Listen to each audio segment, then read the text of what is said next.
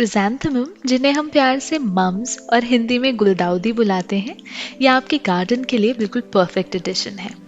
इसके फूल बहुत ही वाइब्रेंट और कलरफुल होते हैं, जिसमें हमें अलग अलग शेप, साइजेस और कलर्स देखने को मिलते हैं। क्रिसैंथेमम्स को दुनिया भर में बहुत ही ज़्यादा पसंद किया जाता है और इन्हें खुशी और दीर्घायु का प्रतीक भी माना जाता है। तो इस प्लांट के वीडियो में हम लोग हेल्दी क्रिसैंथेमम्स को ग्रो करने के सारे सीक्रेट्स जानेंगे। अब चाहे वो उसके लिए आइडियल लोकेशन हो, बिल्कुल परफेक्ट पॉटिंग मिक्स हो, वाटरिंग, सनलाइट, प्रूनिंग हो, तो अब अगर आप एक सीजन गार्डनर हैं या फिर बस एक नए प्लांट एंथुजियास्ट हैं, ये वीडियो आपके लिए बहुत ही ज़्यादा यूज़फुल होगी। तो चलिए आज हम क्रिसैंथेमम की इसी दुनिया में कदम रखते हैं और जानते हैं इसके सारे सीक्रेट्स। क्रिसैंथेमम एक विंटर प्लांट है। इसकी ढेर सारी वैरायटीज मिलती हैं, जैसे कि ड्वार्फ वैरायटी जिसमें पौधा थोड़ा छोटा होता है, या फिर जायंट वैरायटी जिसमें पौधे का साइज थोड़ा बड़ा होता है। फ्लावरिंग, क्रिसैंथेमम के बहुत ही खूबसूरत फूल होते हैं जो कि बहुत ही अलग अलग कलर्स में भी पाए जाते हैं, कभी पिंक, येलो, रेड, ऑरेंज या फिर ब्लू। हम क्रिसैंथेमम को एक अबंडेंट ब्लूमर बोलते हैं क्योंकि क्रिसैंथेमम के पौधे पर ढेर सारे फूल एक साथ खिलते हैं। ज़्यादातर ये ब्लूमिंग हमें पतझड़ के टाइम देखने को मिलती है और दिवाली का टाइम फूल खिलने के लिए बिल्कुल परफेक्ट होता है। ग्रोइंग मेथड्स, क्रिसैंथेमम को ग्रो करने के 3 मेथड्स हैं। पहला मेथड है कटिंग। कटिंग के लिए बेस्ट टाइम मॉनसून होता है, यानी कि जून से अगस्त। दूसरा मेथड है सीड्स। क्रिसैंथेमम के सूखे हुए फूलों को अगर आप रगड़ेंगे तो उसमें से काले रंग के बीज निकलेंगे। इन बीजों को आप सैंडी सॉइल में लगा दीजिए और पानी का शावर दीजिए। कुछ टाइम के बाद ये सीड्स जर्मिनेट हो जाएंगे और खूबसूरत क्रिसैंथेमम के पौधे में कन्वर्ट हो जाएंगे। तीसरा एक बहुत ही दिलचस्प मेथड है जो कि है स्प्लिटिंग ऑफ रूट्स। आप रूट्स को बीच में से स्प्लिट करके अलग अलग क्रिसैंथेमम के पौधे बना सकते हैं। अगर आपने रूट्स के 3 पार्ट किए हैं, मतलब उन्हें 3 पार्ट्स में स्प्लिट किया था, तो वहां से आपको 3 क्रिसैंथेमम के पौधे मिल जाएंगे। सॉइल, गुलदाउदी को वेल ड्रेनिंग सॉइल बहुत पसंद है क्योंकि वो एक विंटर प्लांट है। अगर उसके अंदर पानी रुकेगा तो फंगल इन्फेक्शन होने के चांसेस बहुत ही ज्यादा बढ़ जाएंगे। इसी के साथ गुलदाउदी को नाइट्रोजन काफी चाहिए सॉइल में, तो इसके लिए परफेक्ट पॉटिंग्स मिक्स बनाने के लिए आपको चाहिए कॉम्पोस्ट, गार्डन सॉइल, सैंड और थोड़ा सा राइस हस्क।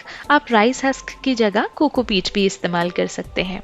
इसका गोल्डन रेशियो है 4:4:1:1, मतलब 4 parts garden soil, 4 parts compost, 1 part sand और 1 पार्ट राइस हस्क या फिर कोकोपीट। सनलाइट, क्रिसैंथेमम को अच्छे से ब्लूम करने के लिए, फ्लावर्स प्रोड्यूस करने के लिए फुल सन चाहिए। वैसे भी सर्दियों में बहुत ज़्यादा तेज धूप नहीं होती है, तो आप आराम से उसे फुल सन दे सकते हैं, नहीं तो मिनिमम 3 से 4 घंटे इसे ज़रूर चाहिए धूप। इसके अलावा एक बार जब ब्लूमिंग स्टार्ट हो जाए तो बिल्कुल भी डायरेक्ट सनलाइट मत दीजिए, मतलब तेज धूप नहीं होनी चाहिए, वरना ब्लूमिंग अच्छे से नहीं हो पाएगी। कम सनलाइट मिलने की वजह से पौधा लेगी हो जाएगा। वाटरिंग, गुलदाउदी को पानी देने से पहले आप सॉइल में 1 फिंगर टेस्ट कीजिए। देखिए कि क्या सॉइल ड्राई होने वाली है। अगर आपको लगता है कि सॉइल ड्राई होने लगी है, तब आप इसमें पानी दीजिए। ओवरहेड वाटरिंग बिल्कुल भी ना करें। ओवरहेड वाटरिंग का मतलब है कि पौधे को बिल्कुल ऊपर से पानी दे देना, जिसकी वजह से फूल, पत्ती, बड्स के अंदर पानी काफ़ी लंबे टाइम तक रुक सकता है और फंगस की ग्रोथ हो सकती है। तो जब भी पानी दीजिए, ऐसे पानी दीजिए कि पानी डायरेक्ट सॉइल के अंदर पहुंचे, जिससे आपका पौधा बिल्कुल सुरक्षित रहे। प्रूनिंग, जब इसका सीजन खत्म हो जाए, यानी कि फरवरी के टाइम पे आप इसकी हार्ड प्रूनिंग कीजिए। लेकिन अगर सीजन चल रहा है और आपका पौधा लगभग 5 से 6 इंच तक का हो चुका है, तब आप कीजिए पिंचिंग। पिंचिंग से बहुत ही खूबसूरत फूल आते हैं। पिंचिंग करने का मतलब ये है कि पौधे की जो टिप है वहां से आपको कुछ लीव्स को पिंच करके निकाल देना है और वो पिंचिंग नोड के जस्ट ऊपर से होनी चाहिए। नोड वो पॉइंट होता है जहां से एक नई ब्रांच ग्रो होती है। तो जब आप पिंचिंग करेंगे तो कुछ टाइम के बाद आप नोटिस करेंगे कि जहां से भी पिंचिंग की गई थी वहां से करीबन 3-4 ब्रांचेस आने लगी हैं, जिसकी वजह से आपके गुलदाउदी का पौधा बहुत ही ज्यादा बुशी होने लगा है और ढेर सारे खूबसूरत फूल उसके ऊपर ग्रो होने लगे हैं। लेकिन हाँ, एक चीज का ध्यान रखिए, पिंचिंग सिर्फ तब तक करनी है जब तक आपके पौधे में बडिंग ना स्टार्ट हो जाए। बडिंग जैसे ही होने लगे पिंचिंग करना बंद कर दीजिए। उसके अलावा डेड हेडिंग का मतलब होता है कि जो भी मुरझाए हुए फूल, पत्ती या फिर ब्रांचेस हैं उनको आप वहां से निकाल दीजिए, क्योंकि अगर ये मुरझाए हुए जो पार्ट्स हैं ये प्लांट के ढेर सारी एनर्जी खींच लेंगे तो प्लांट फिर फ्लावर कैसे उगाएगा। तो इसलिए डेड हेडिंग करना भी बहुत ज़रूरी है। फर्टिलाइज़र, अब हम जो भी फर्टिलाइज़र अपने पौधे को देंगे वो तब तक देंगे जब तक हमारे पौधे में बडिंग नहीं हो जाती। अगर आपने ज़रूरत से ज़्यादा फर्टिलाइज़र दिया तो आपके पौधे में सिर्फ और सिर्फ लीव्स निकलेंगी, ब्लूमिंग हो ही नहीं पाएगी। तो आखिर कौन से फर्टिलाइज़र दिए जा सकते हैं? कॉम्पोस्ट, ये कॉम्पोस्ट वर्मी कॉम्पोस्ट भी हो सकता है या फिर ऑर्गेनिक लीफ मैन्योर भी हो सकता है। उसी के साथ आप इसमें काउ डंग कॉम्पोस्ट को भी ऐड कर सकते हैं। मस्टर्ड केक फर्टिलाइजर इसके लिए बहुत ही अच्छा माना जाता है।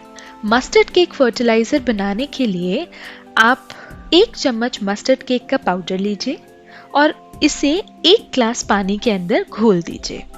घोलने के बाद इस मिश्रण को आप 24 घंटे तक रख दीजिए और 24 घंटे के बाद इस पानी को आप गुलदाउदी के सॉइल के अंदर मिक्स कर दीजिए और फिर इसका कमाल देखिए कि ढेर सारी ब्लूमिंग होगी आपके पौधे पे। ये आपको करीबन 15 दिन में एक बार करना है। इसके अलावा आप 1 मुट्ठी लीफ कॉम्पोस्ट को सॉइल में मिक्स कर दीजिए। और अगर आपको बहुत ही सिंपल रखना है सब कुछ तो और कुछ नहीं, सिर्फ काउ डंग मैन्योर ही ऐड कर दीजिए। ये भी आपके लिए बहुत ही ज़्यादा हेल्पफुल रहेगा। इन्फेस्टेशन, मैं आपको क्रिसैंथेमम की एक खास बात बताऊं, इसके अंदर एक नेचुरल पेस्टिसाइड पाया जाता है जिसका नाम है पायरेथ्रिन। अब भाई क्योंकि पेस्टिसाइड है तो वो किसी भी पेस्ट को यहाँ पे लगने तो नहीं देगा, लेकिन कुछ लोग कंप्लेन करते हैं कि उनके गुलदाउदी के पौधे पे एफिड्स ने अटैक कर दिया है।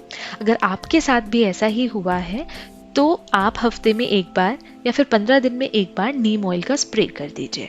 जो भी कीड़े लगे हैं, एफिड्स लगे हैं, वो फटाफट से दूर भाग जाएंगे। लेकिन हाँ, ज़रूरत से ज़्यादा नीम ऑयल का इस्तेमाल मत कीजिएगा वरना आपके पौधे की पत्तियां जलने लगेंगी। दूसरा मेथड है कि आप नीम की लकड़ी की जो राख है, जिसे हम नीम वुड ऐश बोलते हैं, उसे सॉइल में ऐड कर दीजिए।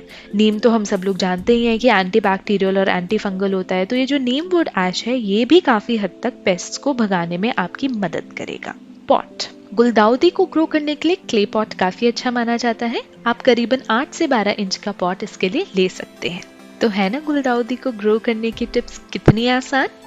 अगर आप इन सारे टिप्स को फॉलो करेंगे तो मुझे पूरा यकीन है कि आपके घर में क्रिसैंथेमम के पौधे झूम उठेंगे और खूब सारे फूल उसमें खिलेंगे कि आपके नेबर्स भी आपसे पूछेंगे कि भाई आखिर तुमने ऐसा क्या किया है जो तुम्हारे पौधे में इतने सारे फूल आ रहे हैं और तुम्हारा पौधा इतना ज़्यादा हेल्दी है। तो इस दिवाली अपने घर को क्रिसैंथेमम से ज़रूर सजाइए। इसी के साथ अगर आप जानना चाहते हैं कि गेंदे के फूल पे ढेर सारे ब्लूम्स कैसे पाए जाते हैं तो उससे रिलेटेड मैंने एक वीडियो बनाई है जिसे मैं आई बटन में ऐड कर दूंगी, देखिएगा ज़रूर। अगर वीडियो पसंद आई हो तो लाइक, शेयर, सब्सक्राइब ज़रूर कीजिए। मैं मिलती हूँ आपसे अगले वीडियो में, तब तक के लिए हैप्पी गार्डनिंग।